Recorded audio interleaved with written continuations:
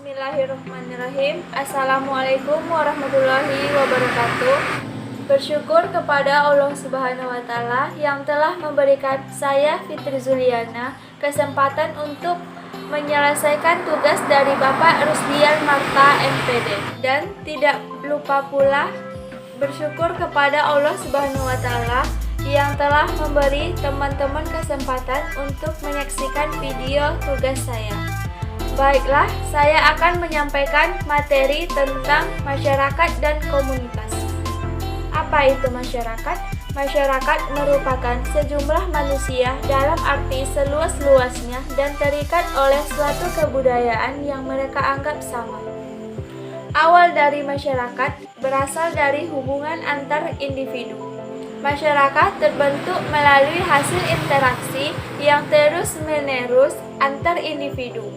Dalam kehidupan bermasyarakat, selalu ditemui kehidupan individu dengan masyarakat yang saling memengaruhi. Pengertian masyarakat juga dapat diartikan sebagai golongan besar atau kecil yang terdiri dari beberapa manusia yang dengan atau karena sendirinya bertalian secara golongan, serta saling memengaruhi satu sama lain.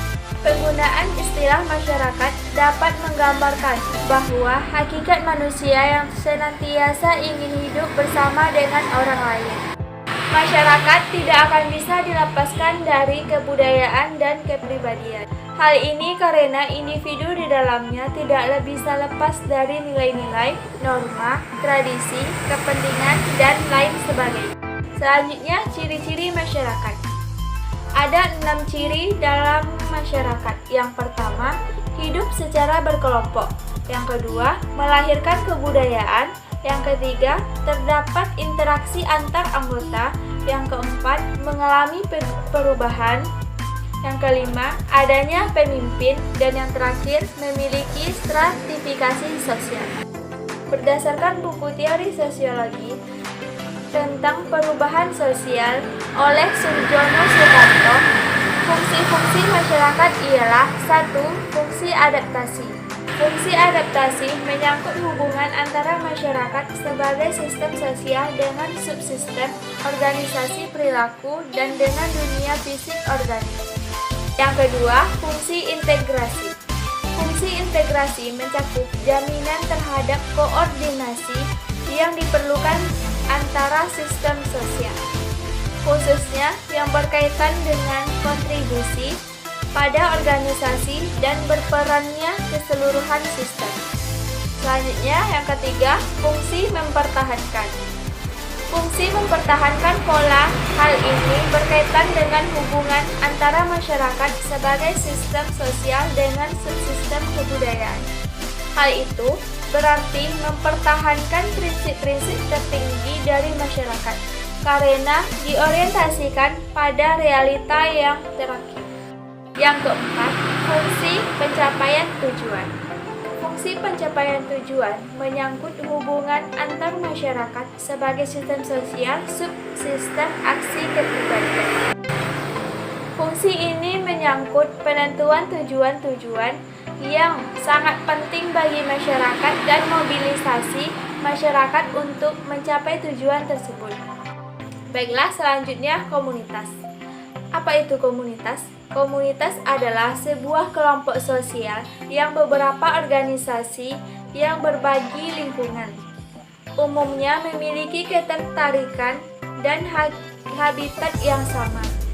Dalam komunitas manusia, individu-individu yang di dalamnya dapat memiliki maksud, kepercayaan, sumber daya, preferensi, kebutuhan, resiko, kegemaran, dan sejumlah kondisi lain yang serupa. Komunitas berasal dari bahasa Latin komunitas yang berarti kesamaan. Kemudian dapat diturunkan dari komunis yang berarti sama, publik, dibagi oleh semua atau banyak.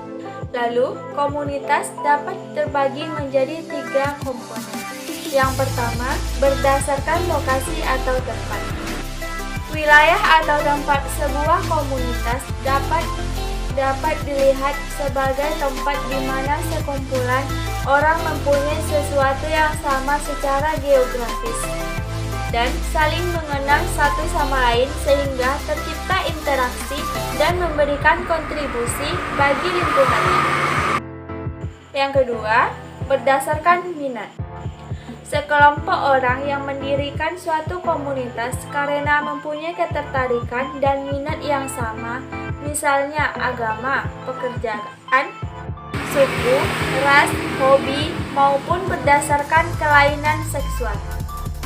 Contoh komunitas pecinta animasi dapat berpartisipasi di berbagai kegiatan yang berkaitan dengan animasi, seperti menggambar, mengkoleksi action figure, maupun film. Yang terakhir, berdasarkan komuni.